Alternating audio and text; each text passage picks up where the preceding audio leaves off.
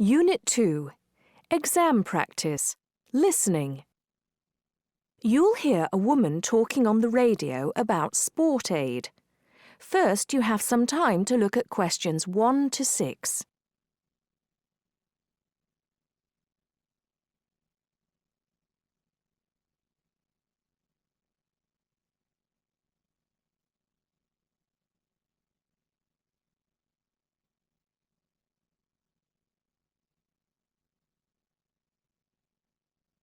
Now listen carefully and answer questions 1 to 6.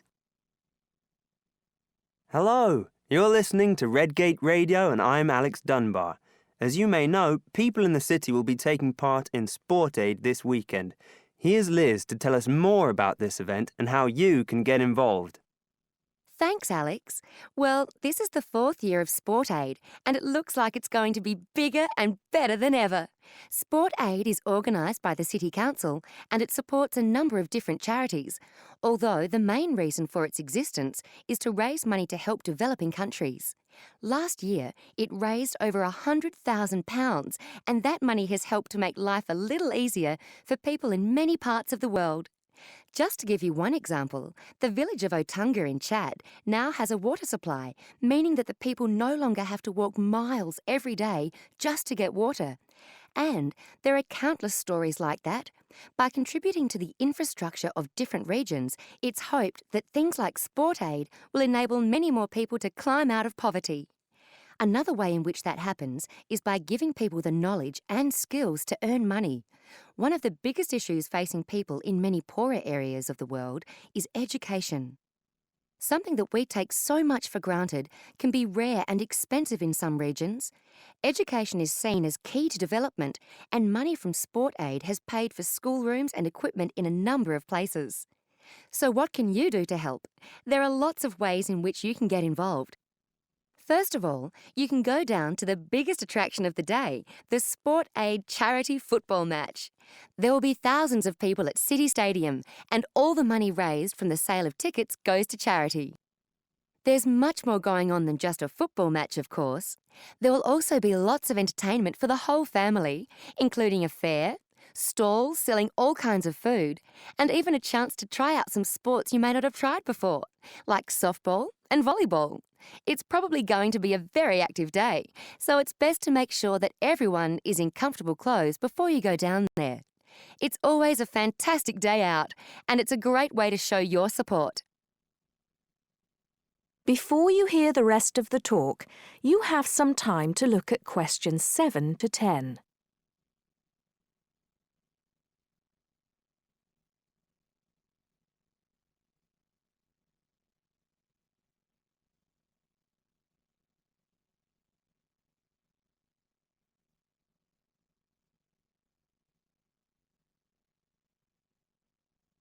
Now listen and answer questions 7 to 10.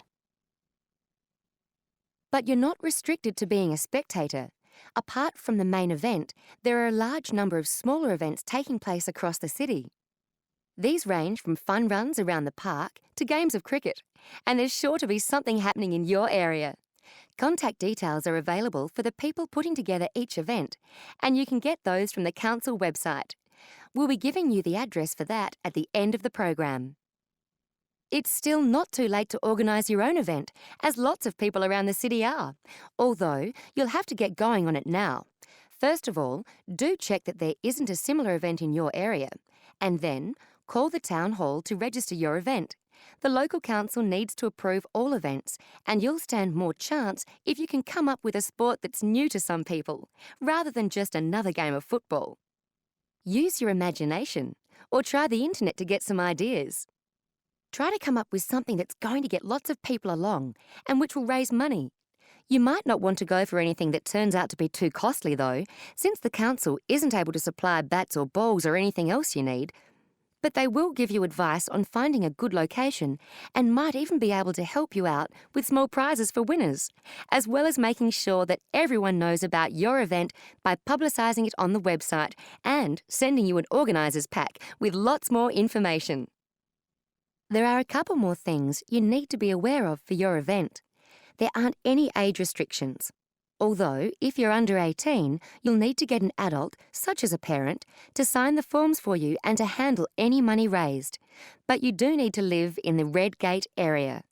You should also be prepared for anyone to turn up, since all events are public.